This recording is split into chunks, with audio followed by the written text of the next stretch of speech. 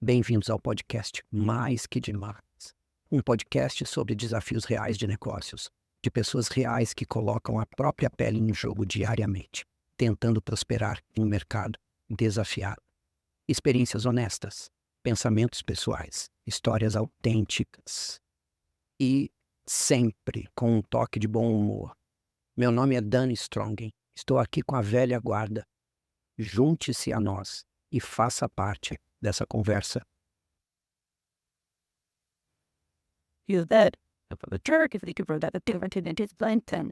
O podcast Mais Que Demais é oferecido para tudonalinha.com.br e pelo método IDW, ajudando você a inovar seu trabalho diário para ganhar mais que demais.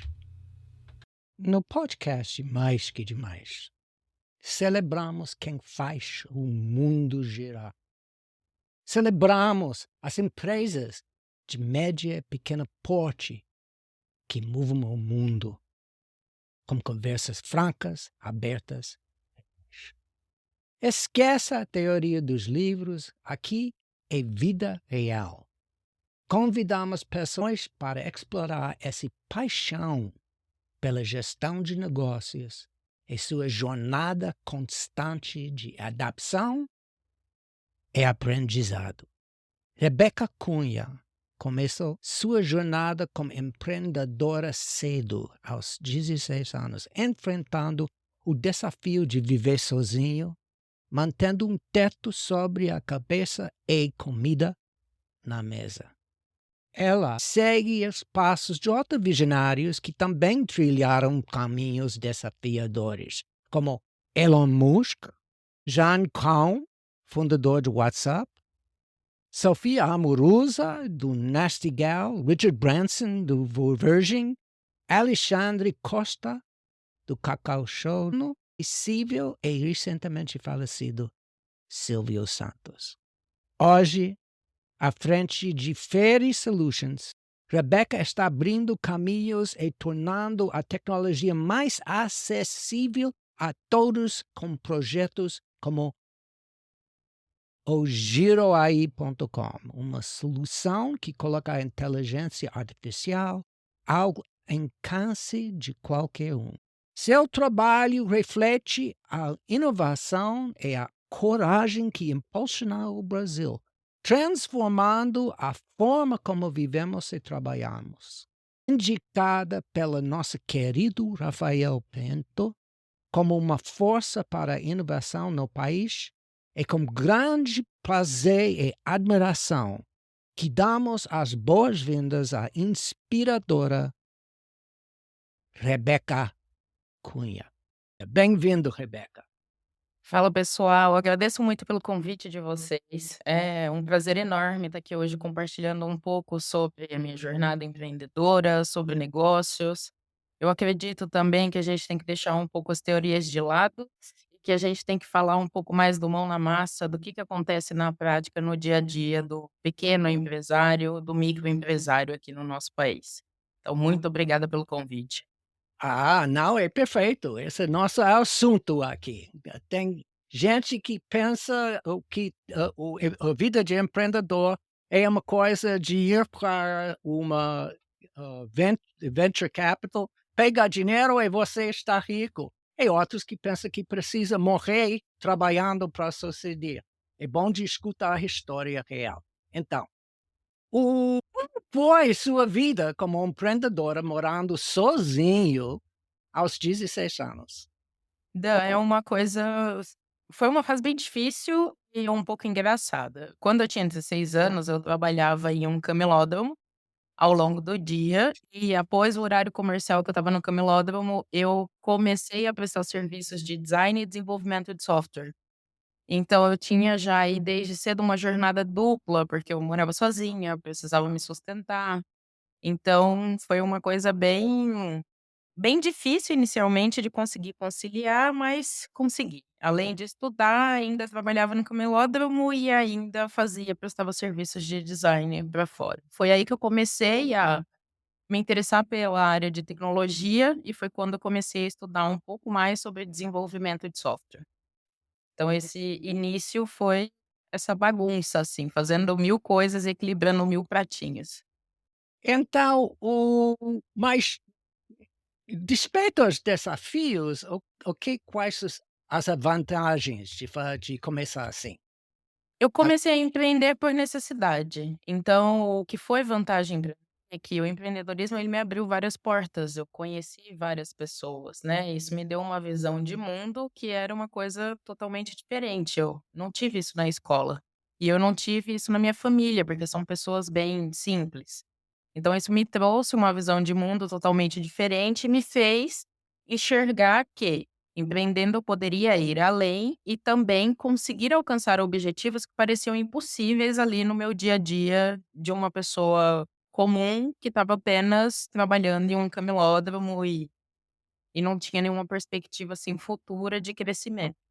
Então, empreender desde cedo foi assustador, mas também me mostrou que existiam possibilidades que eu poderia alcançar ao longo do caminho. na informação que eu encontrei sobre você online, falou uma coisa que me pegou minha atenção, que essa coisa que você, ah ah ah ah ah, gosta de liderar como base tecnológica e humanizada. O que isso significa para você? Significa que mesmo eu sendo da área de tecnologia, eu tento trazer um conceito para as pessoas e não esquecer que produzindo tecnologias eu faço isso para pessoas. Então, as tecnologias são produzidas por pessoas e a gente desenvolve produtos e soluções para outras pessoas. A gente nunca pode perder em vista que tudo aquilo que a gente está fazendo vai impactar a vida de alguém. Então, independente que eu esteja fazendo um e-commerce de roupas ou que eu esteja construindo um aplicativo para a área da saúde, tudo que a gente produzir vai impactar a vida de alguém de alguma forma.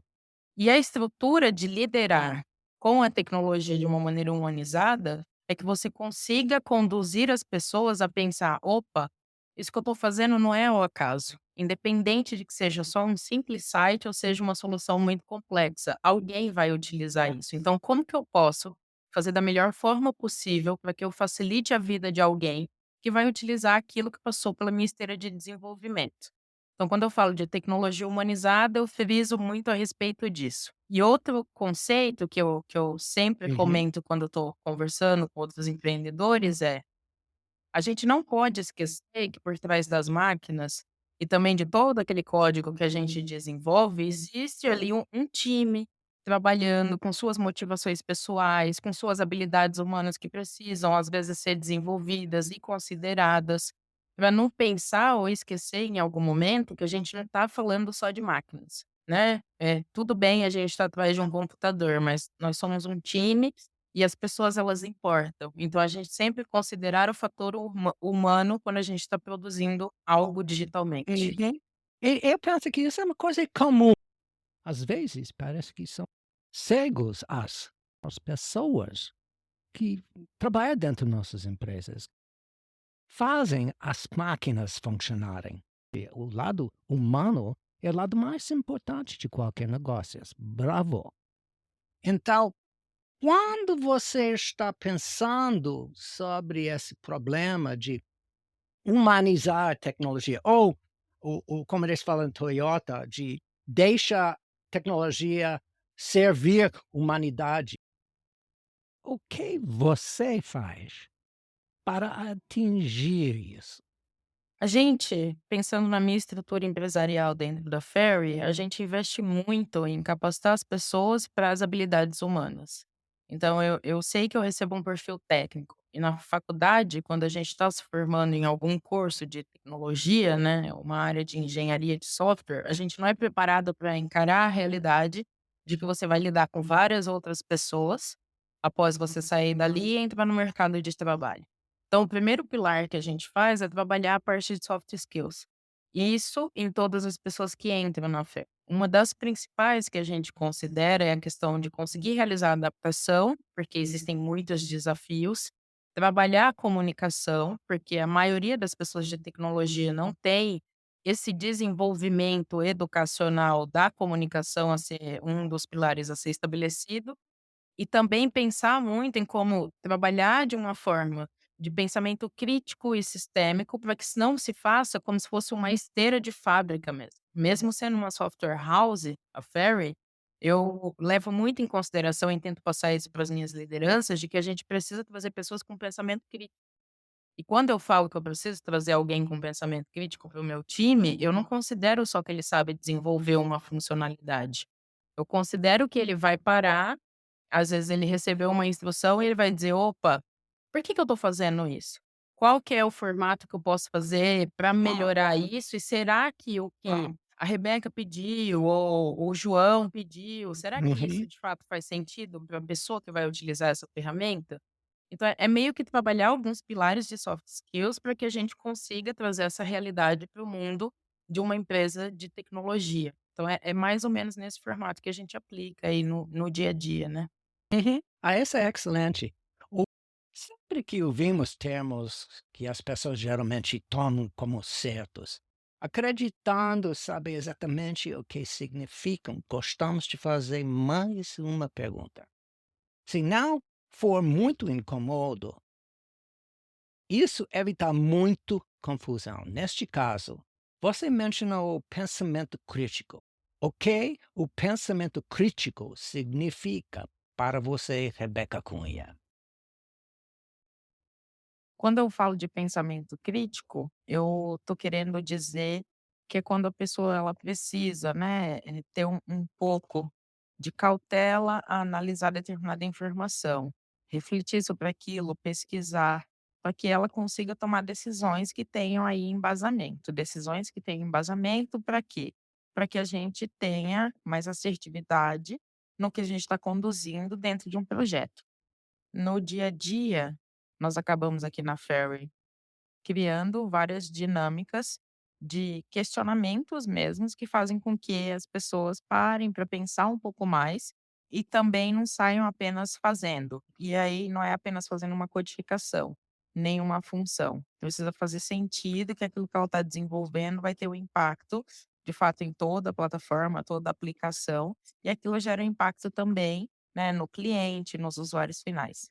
Ne Foi muito gratificante escutando você falar sobre não só pensamento crítico, mas pensamento sistêmico também.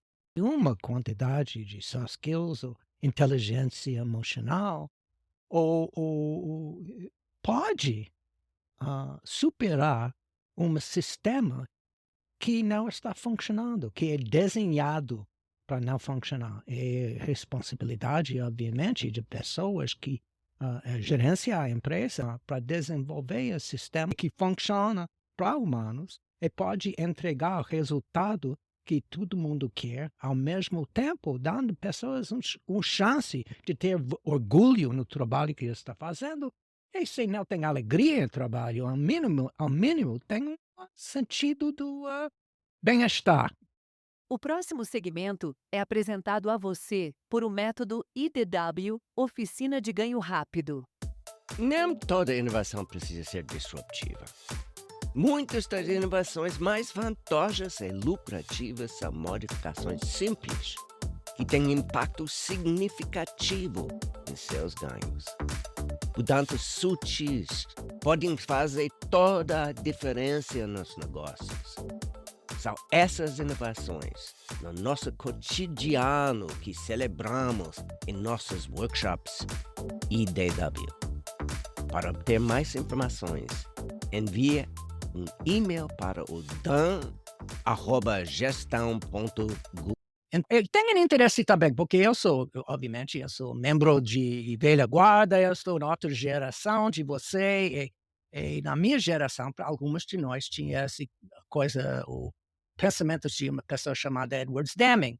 E uma coisa que ele ensinou foi a ideia de era fazer um ciclo de pequenos testes. E sobre tempo, uma coisa do que eu li, isso virou inspiração para as pessoas que criou desenvolvimento ágil. Mas, na verdade, em vez que você trabalhar numa empresa que usa isso, nós não sabemos o que é ágil. Então, o que é esse conceito de ágil para você? Como você usa isso na sua gestão? O que eu gosto, quando eu estou falando da parte de metodologia ágil, o que eu gosto de considerar é que nós, em maioria das pessoas que estão trabalhando comigo, estamos no ambiente de startups e inovação, vamos comentar aí, há mais de 10 anos. Então, esse ambiente de startup e inovação, ele traz muito a cultura do errar rápido. Então, se a gente fizer uma analogia rápida, a gente pega esse conceito da startup, de que você tem que errar rápido e aplica para a realidade do desenvolvimento de software e também para a empresa de base tecnológica como um todo. Como que eu utilizo metodologia ágil no meu dia a dia? Nós temos, né, ali uma definição, a gente usa como base o Scrum, mas com um mix também do Kanban, então que são, né, pilares de metodologia ágil. E qual que é o princípio?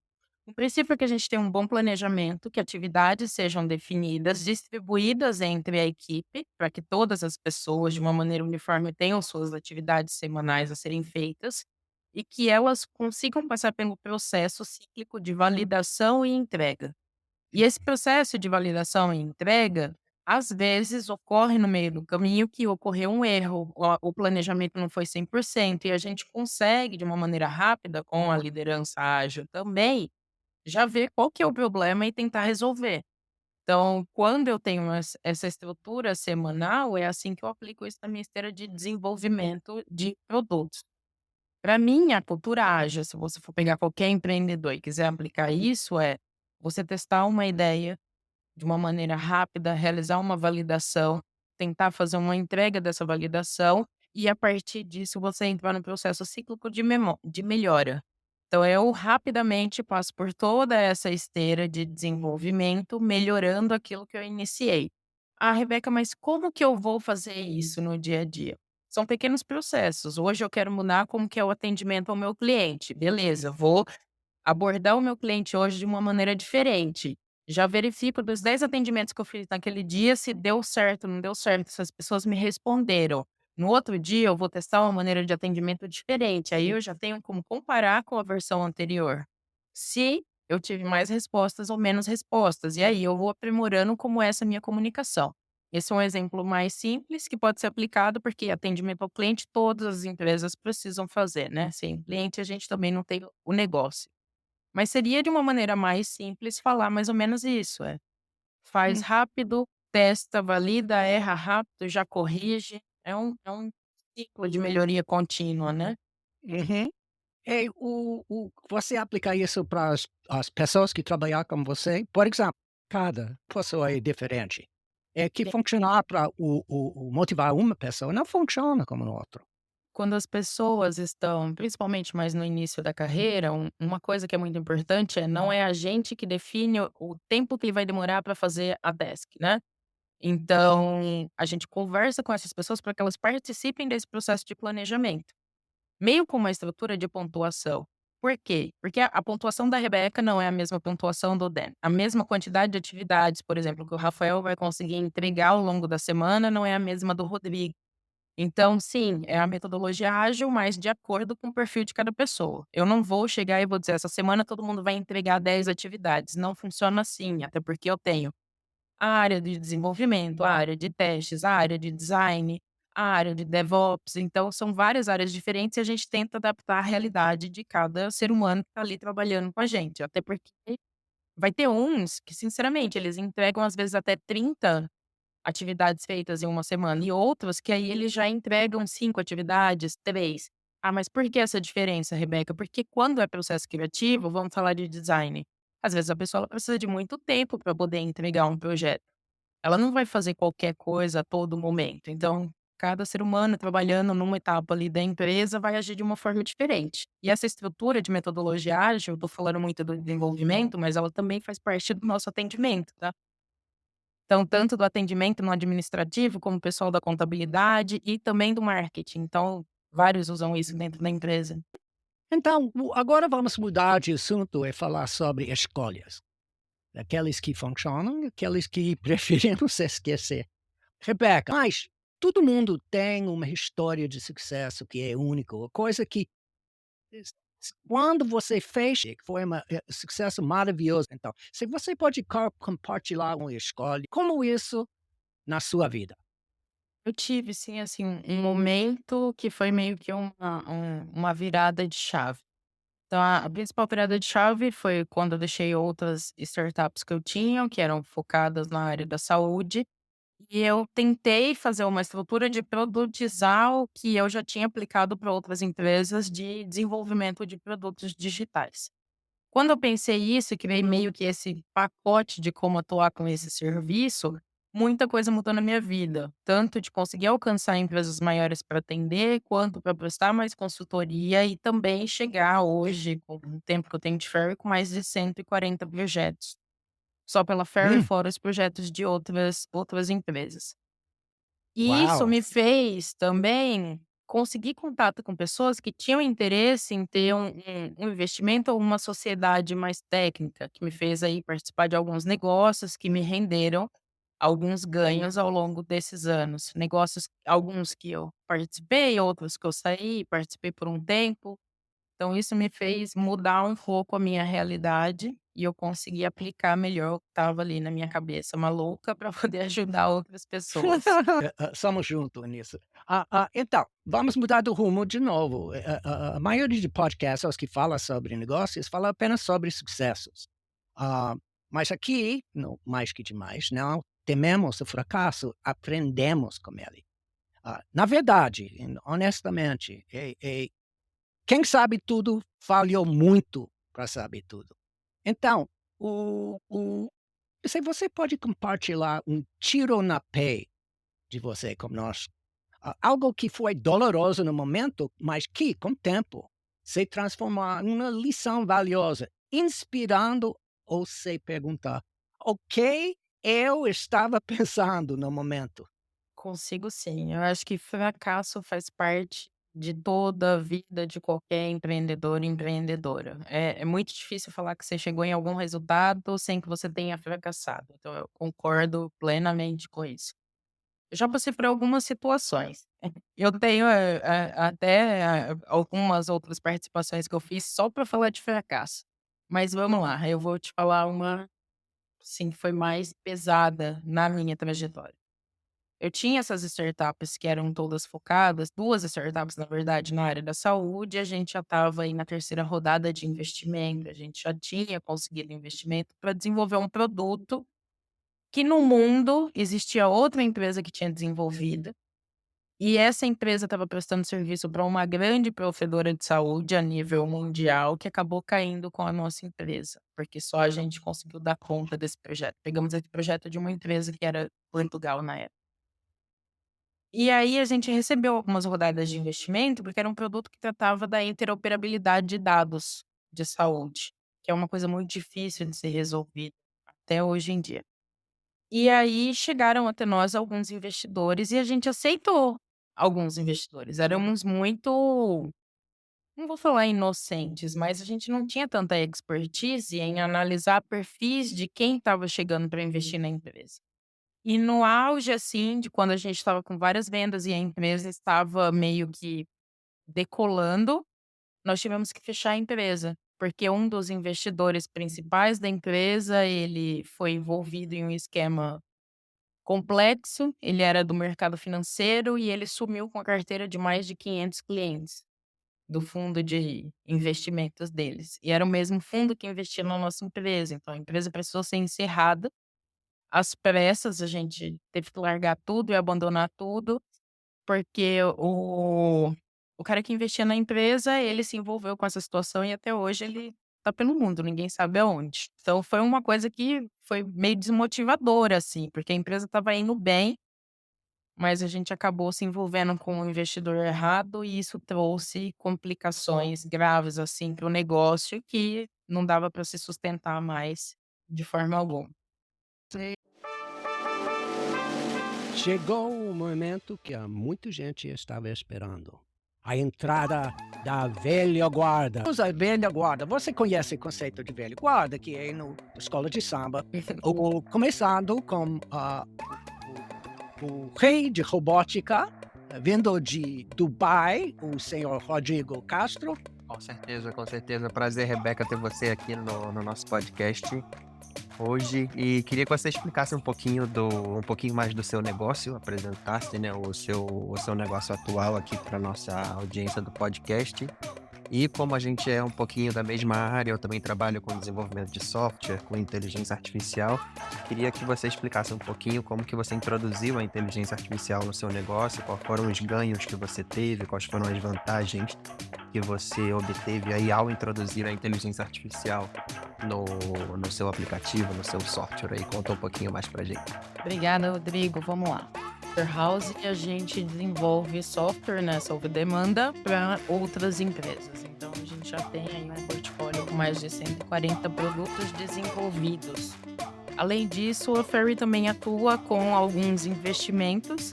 Então, nós temos algumas plataformas como software de serviço. Uma delas é a Giro AI. E também nós temos a Cambô, que a gente está lançando agora no final de setembro. Uma que é solução para gestão e relacionamento de cliente, de uma maneira um pouco mais simplificada, e a outra que faz aí um grande hub digital com integração junto com várias inteligências artificiais generativas disponíveis no mercado. Eu comecei a me inteirar sobre o mundo de inteligência artificial já faz uns anos, mas que de fato a Ferry começou a usar a inteligência artificial no seu dia a dia faz mais ou menos 1 ano e meio, por aí.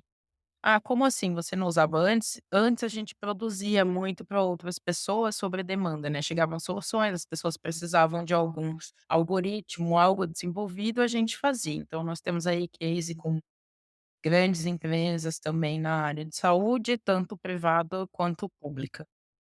Como é minha área de atuação há mais de 10 anos, é mais fácil a gente até atender empresas de saúde, chegam bastante cases para a gente. Nos últimos 3 anos, a gente conseguiu ir para o ramo de atender mais de 40 setores de tecnologia. Então, algo ficava um pouco, eu não sei se você tinha essa sensação também, Rodrigo, pode ser que não, mas você pode complementar.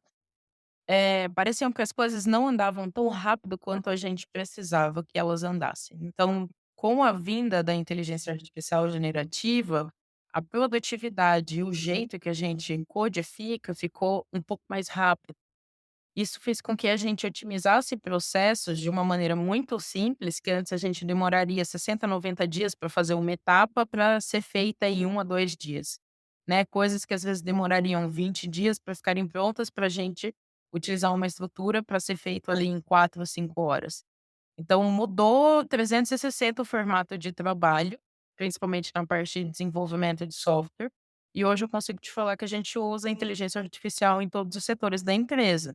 Nós desenvolvemos soluções e algoritmos específicos para integrar com inteligência já existente, para melhorar a parte de atendimento, para melhorar a parte dos indicadores financeiros, os acompanhamentos de projetos, para o desenvolvimento de software, para a parte de criação de protótipos e definição de produtos, para a parte de orçamentos, para a questão de validação e testes. Hoje eu consigo te falar que quase na estrutura inteira da empresa a gente usa inteligência artificial. A gente só não usa inteligência artificial nas interações humanas, que aí é uma coisa que eu não objetivo alcançar em nenhum momento. Quero continuar tendo essa interação humana, que eu acredito que ela é bem valiosa. E isso, não gerou para nós uma substituição de pessoas, né, de trabalho. Isso gerou uma forma mais inteligente. Ao invés de eu ter a Ferry com várias pessoas fazendo simples entidades e codificando coisas muito simples, a gente traz as pessoas para que elas tenham um pensamento crítico, utilizem a inteligência artificial para produzir algo mais rápido, mas que também faça mais sentido. Então diminuiu bastante também a estrutura de erros, né, nos projetos. Não sei se você trabalha com projetos fechados também, mas é comum da gente ter desvios em escopo de projetos, algumas situações que você tem que conter crises, etc. Então melhorou muito, tanto a entrega quanto qualidade e também a produtividade. Você levantou 2 pontos aí muito interessantes. Esse que primeiro você estava falando da metodologia ágil, né, há alguns minutinhos atrás no início do nosso podcast, e agora com a inteligência artificial, acredito que essa metodologia ágil, ela está ainda mais rápida, né, você consegue produzir um protótipo, testar, validar, errar corrigir de forma ainda muito, muito, muito mais rápida, né. E o segundo ponto que você falou é esse medo, né, que as pessoas têm de que a inteligência artificial vai substituir os humanos, de que os humanos vão perder os empregos por causa da inteligência artificial, e é justamente o contrário, né. Eu penso de uma forma muito diferente, que a inteligência artificial ela veio para ajudar, para aumentar a nossa performance, aumentar a gente a produzir ajudar a gente a produzir um protótipo, um software cada vez mais rápido. Então, esses 2 pontos aí que você levantou são muito, muito bons. Muito bom. É, isso é verdade, Rodrigo, só fazendo um adendo. As pessoas, elas têm medo porque é uma coisa nova, né, principalmente a nível Brasil, a gente costuma temer algumas novidades tecnológicas. Mas o que eu acho que é importante considerar, e eu peço que outros empresários também façam isso, que a gente diminua o medo da nossa população, principalmente da nossa força de trabalho, que os empresários se empenhem em aprender o uso da inteligência artificial, principalmente a generativa, e que eles se empenhem em ensinar isso para as outras pessoas. Tem que fazer Uhum. parte da nossa rotina, mas que para a gente consiga deixar as pessoas aí mais confortáveis e que elas queiram, de fato, promover essa melhoria contínua que a gente consegue fazer com o uso da IA, é que a gente também promova aprendizagem, divulgação de conhecimento, né, workshops, interação para a pessoa de fato entender, tá, ela não vai roubar o meu lugar, mas como que eu uso ela como minha aliada? Eu acho que às vezes falta a gente olhar esse lado e tentar divulgar um pouco mais, antes de só falar que vai usar a inteligência artificial, também educar as pessoas. Eu acho que o processo de educação, atualmente, nos próximos anos, vai ser muito forte para que a gente alcance aí cada vez mais qualidade. E o próximo membro é seu amigo e meu, o grande Rafael Pinto, comunicador extraordinário, veterano do Banco Mundial e OEA, criador de newsletter Cross Cultural Communication. Rafael, bem-vindo. Obrigado, Dan. Prazer reconectar com você, Rebeca. Eu tive o prazer, a honra de. Eu conheço a Rebeca pessoalmente, a gente viajou junto ano passado. Eu pude conhecer um pouco da história dela e adorei o conteúdo que você está compartilhando com todo mundo aqui, Rebeca. Uma coisa que você falou que me chamou a atenção é essa importância dos soft skills, porque a tecnologia, a inteligência artificial, a gente tem essa imagem das pessoas que trabalham nessa área, eles não. Não é uma imagem, mas já a gente vê que muita gente tem dificuldades, né, nessa área de soft skills. E que é muito legal saber que vocês focam nisso, vocês já ajudam a seus colaboradores a conhecerem mais dessas habilidades. E então eu queria também entender um pouco melhor sobre a sua visão no futuro. Eu sei que a gente viajou juntos para o Chile, mas o que que você vê da Fairy Solutions em outros mercados? O que que seria interessante para apresentar nesses mercados? O que que você busca em outros mercados? Até para pessoas em outros mercados escutando isso, poderem contratar você, né, se tiver. Obrigada, Rafael. É um prazer estar falando com você também. Quando a gente esteve junto já no Chile foi sensacional. Vamos lá. O que eu enxergo de futuro, se a gente for falar a nível tecnologia, é muita mudança na esteira de desenvolvimento de software. Provavelmente vai diminuir a quantidade de serviço, extremamente manual para que a gente, de fato, opere de uma maneira muito inteligente. Então é a primeira mudança que eu enxergo. O segundo ponto, assim, pensando a nível negócio, Rafael, que eu acho que é interessante e que vai acontecer, o processo da transformação digital, a gente vem passando por ela e várias empresas passaram isso de qualquer jeito. Às vezes da maneira correta, às vezes de uma maneira meio bagunçada, mas elas passaram por esse processo, porque foi necessário, todo mundo teve que se adaptar por causa da pandemia, principalmente. Mas a nível futuro, eu acredito que a gente vai, até como Ferry, ofertar mais soluções prontas do que soluções personalizadas. Nós vamos ter uma vasta gama de plataformas e produtos digitais disponíveis no mercado, que a atuação dos desenvolvedores vai ser facilitar a comunicação entre essas soluções do que criar novas soluções totalmente do zero. A partir daí, a gente com certeza vai ter muitas plataformas e softwares como serviço que vão ofertar uma melhor gestão de tudo que a gente vai ter disponível. E uma dessas coisas é a própria Giro AI. A Giro AI é um hub que conecta várias inteligências artificiais e facilita a vida de quem está iniciando nessa jornada de uso de inteligência artificial generativa. né, acredito que existirão várias outras soluções assim. E vai ser muito difícil que a gente encontre, vamos falar aí já no próximo ano, nos próximos 3 anos, tecnologias que não tenham o mínimo de uma integração ou de uma interface com alguma inteligência artificial. Não vai fazer mais sentido. Porque como elas estão revolucionando como a gente tem organizado nossa rotina, realizado a comunicação com os clientes, provavelmente o mercado ele vai se infestar de soluções de tecnologia que utilizam inteligência artificial generativa, e cada vez mais a gente vai se tornar especialista em prestar serviços mais pontuais a respeito de promover uma escala para esse cliente de uma maneira mais inteligente.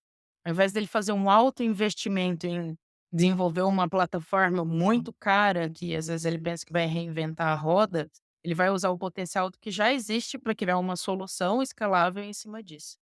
Acredito que vai ser nesse sentido. E aí eu falo a parte de gestão empresarial, financeira, varejo, toda essa estrutura. A gente vai ter muita solução interconectada. Então, as empresas de tecnologia, principalmente as que atuam como a minha, que é software sob demanda, vão cada vez mais ter mão de obra e pessoas atuando em partes mais estratégicas e mais inteligentes. E aí vai gerar também um movimento no mercado, aonde a gente vai precisar de pessoas cada vez mais qualificadas e educadas de como otimizar e agilizar esses processos. Não vai ser mais só sobre desenvolver software, né? Tem que ter aí uma pegada de negócio, uma soft skills bem desenvolvida, uma comunicação, um pensamento crítico, uma adaptação para os desafios. Eu enxergo isso. Fala, Rafael. Rebeca, é exatamente o que eu também acredito na parte de soft skills. Isso vai complementar várias necessidades para pessoas que trabalham com tecnologia. Obrigado novamente. Eu vou ensinar isso que eu uso ChatGPT, eu uso intensamente para escrever, para pensar, para pesquisar, etc. Mas quando eu preciso fazer uma coisa prática, por exemplo, eu escrevi um artigo maravilhoso, mas preciso escrever poucas palavras para colocar no Instagram ou LinkedIn, etc. Eu uso Giro aí, porque para mim, eliminar o pesadelo de lembrar e escrever muito pronto, porque já está pronto para usar, então ajuda muito. E também eu estou trabalhando 2 idiomas, inglês e meia português, então me ajuda muito tendo essa coisa que é focado em fazendo uma coisa. Tem muitas coisas que Giro faz, mas eu posso encontrar exatamente a coisa que eu preciso, então parabéns. Agora, eu quero chamar o grande Telmo Azambuja, pioneiro de adaptação de ISO 9000 no Brasil, o grande guru de sistemas de qualidade interna.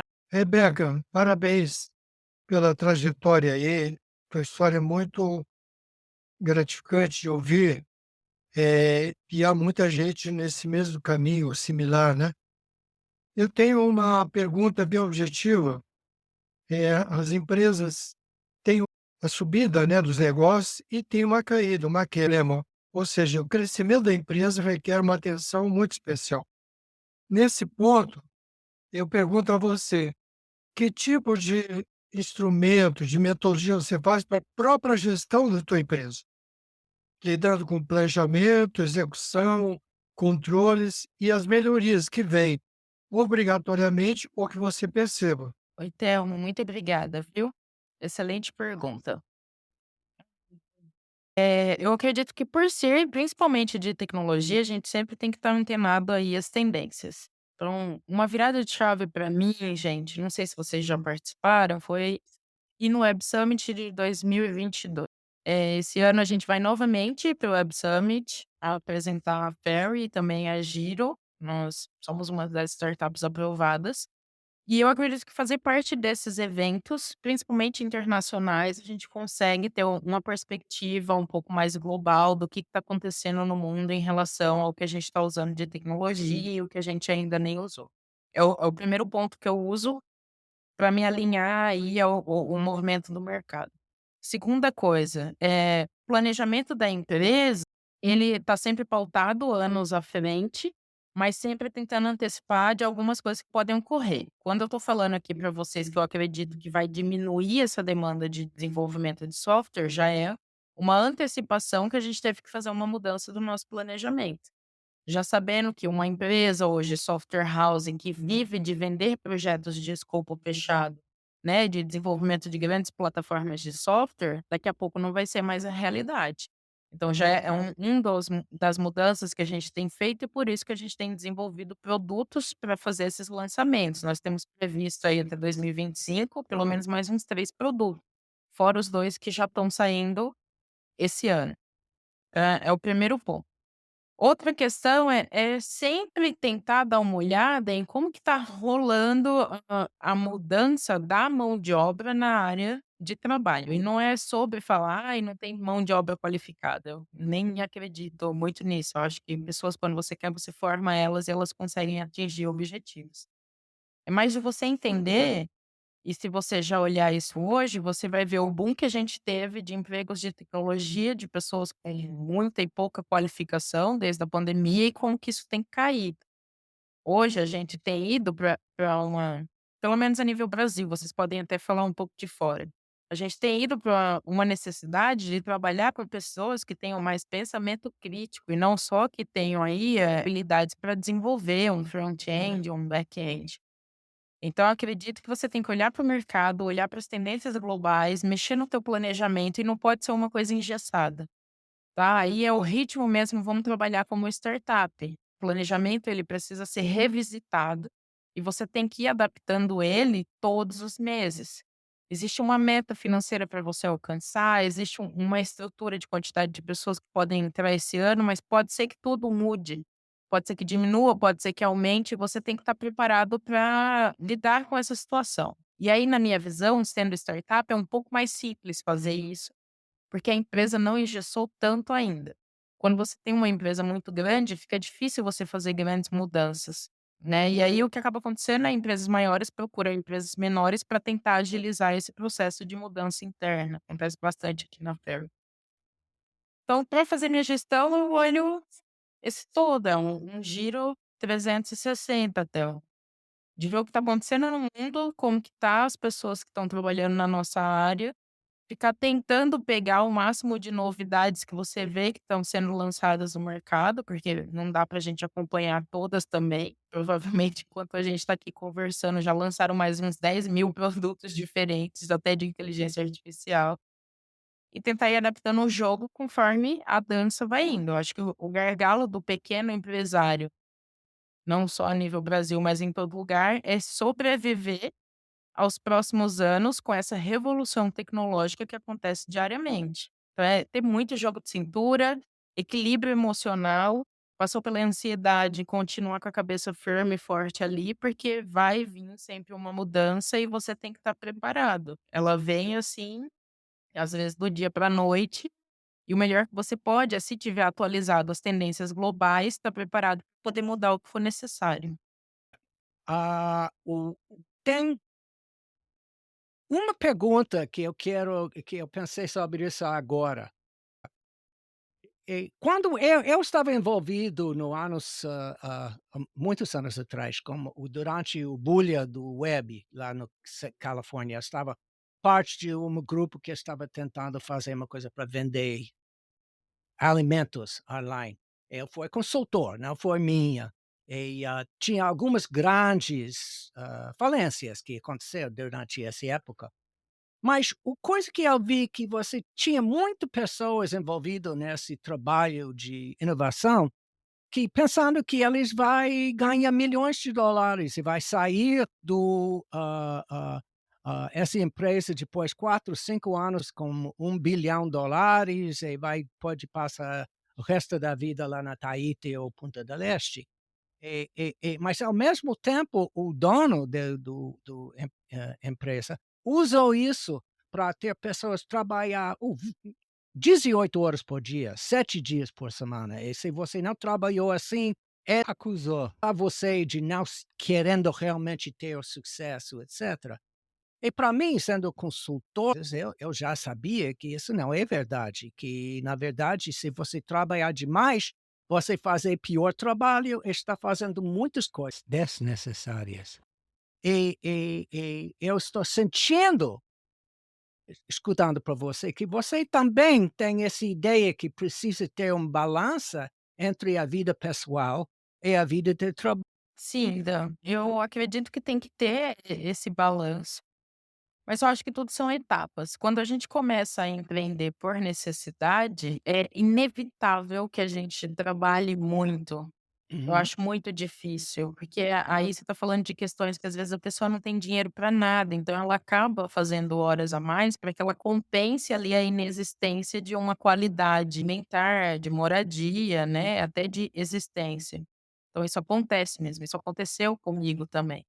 Mas acredito que isso não se sustenta a longo prazo. Então é importante que você desequilibre por um tempo, mas que você lembre que precisa voltar. A gente não consegue passar o resto da vida fazendo essa jornada louca de 7 vezes na semana, não ter uma pausa, não ter um descanso. Uhum. E não é nem saudável mentalmente, porque aí você se torna o gargalo da empresa. Porque você está cansado, não consegue Hum. pensar direito, não faz nenhuma estratégia que preste e acaba comprometendo faturamento, equipe, desempenho, projeto. Então é importante que tenha, assim, e eu não gosto de falar exatamente equilíbrio, mas que tenha esse balanço entre a sua vida pessoal, sua vida profissional, a quantidade de horas que você trabalha e aquele horário que você se prioriza e tem um descanso, às vezes uma atividade física, né? Alguma coisa que seja uma distração para sua cabeça, principalmente para pessoas que trabalham mais com o cérebro mesmo, né? Com atividades mentais, porque quando a gente fala de lógica, criatividade, existe um cansaço mental grande quando você passa muitas horas, Uhum. nesse processo criativo. Então é interessante que você consiga dosar isso, porque eu sei que faz parte no começo, às vezes a gente tem que esticar um pouco, mas se você não botar uma data para encerrar essa loucura, daqui a pouco você está só caminhando para o fracasso. Uhum. Porque o cansaço ele acaba com a nossa motivação, com a nossa percepção, com a nossa ambição e com a nossa habilidade de enfrentar os desafios. Mesmo as pessoas achando que faz parte trabalhar muito, eu não sei, acho que a gente está numa época agora que ninguém quer mais isso. Acho que todo mundo quer trabalhos mais inteligentes, para que esse trabalho necessário ali uma das abordagens que eu sempre tento falar para a pessoa que trabalha comigo é: "Tá, precisou esticar? Vamos de segunda a sexta, sábado e domingo, vai viver a vida, já que a gente tem essa rotina de trabalho de segunda a sexta, se você não conseguiu fazer uma atividade, precisou fazer uma hora a mais alguma coisa, vai de segunda a sexta. Estica esse prazo na semana para que sábado e domingo você consiga ir parar, estar com a sua família, refrescar um pouco a cabeça. Então, eu acredito muito que a gente precisa sim ter momentos e é uma coisa muito importante de pensar. Quando você necessita, a sua vida pauta no trabalho. Mas para você estar a longo prazo e conseguir continuar, a gente tem família, a gente tem, né, uma vida pessoal, amigos, a vida social. Então é lembrar que a gente tem que empreender e que vai ter momentos difíceis, mas que eles precisam ter prazo, planeja para poder mudar essa loucura também. Excelente, excelente. Eu não escutei uma pessoa fala melhor sobre do que isso, que até às vezes você precisa estender e focar, porque trabalhar que realmente é tempo gastado da sua própria vida, que você não pode ganhar de novo. Congelado em papel. Mas não pode fazer isso para sempre. Precisa ter e óleo não só para ganhar máximo de pessoas ao redor de você, mas também para estar certo que eles não é sobre estendido. Isso faz parte da responsabilidade. Muito obrigado. Eu não tenho nenhuma mais pergunta. Eu aprendi tudo que eu preciso na vida. Obrigado, Rebeca. Mas eu quero saber se o Rodrigo ou o Telmo tem uma outra pergunta, porque Rafael já está indo para o dentista.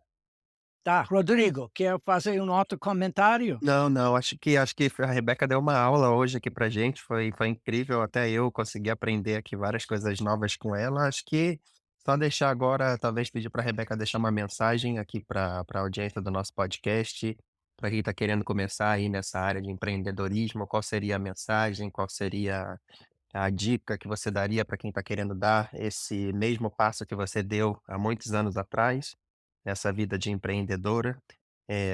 qual seria a dica, qual seria o recado, a mensagem que você deixaria aí para quem está querendo dar esse primeiro passo no empreendedorismo como você deu alguns anos atrás? Obrigado, Rebeca, mais uma vez. Eu que agradeço, Rodrigo. Para quem está começando, acho que o ponto mais importante é confia em você mesmo. Existirão muitas dúvidas, existirão noites em claro.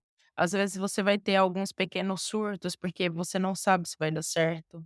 Mas o dar certo é você fazer aquilo que você precisa para você alcançar resultado. Às vezes a gente vai errar muito, às vezes a gente vai falhar muito. E nesse alto e baixo vai vir algo na tua mente, você vai conhecer alguém ou vai ter uma perspectiva diferente para que você continue. Empreender no início é muito difícil, porque a maioria das pessoas não tem ideia do que está fazendo. Mas tente aí ter uma rede de apoio, se conecte com outros empreendedores, não tenha medo de falar sobre o seu negócio. Quem roubar a sua ideia, se não executar nada, não vai servir para nada. E não se agarre apenas a uma ideia. Não é suficiente para chegar em lugar nenhum. O que importa, na verdade, é você ter ideia com propósito e execução. É uma tríade. Se você não tiver isso, você não chega em nenhum objetivo. E o que importa para uma empresa é que ela dê resultado, para que você consiga aí cada vez mais melhorar a sua qualidade de vida da sua família, melhorar a qualidade de vida dos seus colaboradores, das pessoas que estão envolvidas com você e cada vez mais excelentes fornecedores. Então acredita em você, não deixa as primeiras falhas acabarem com o teu dia, nem com a tua ideia ou o teu negócio e vai cabeça firme que vai dar certo. Dar certo é uma escolha que a gente tem que fazer diariamente. É isso, pessoal. Agradeço muito por toda essa troca e a participação aqui junto com vocês. Foi uma oportunidade incrível. Gente, Rebeca, muito obrigado.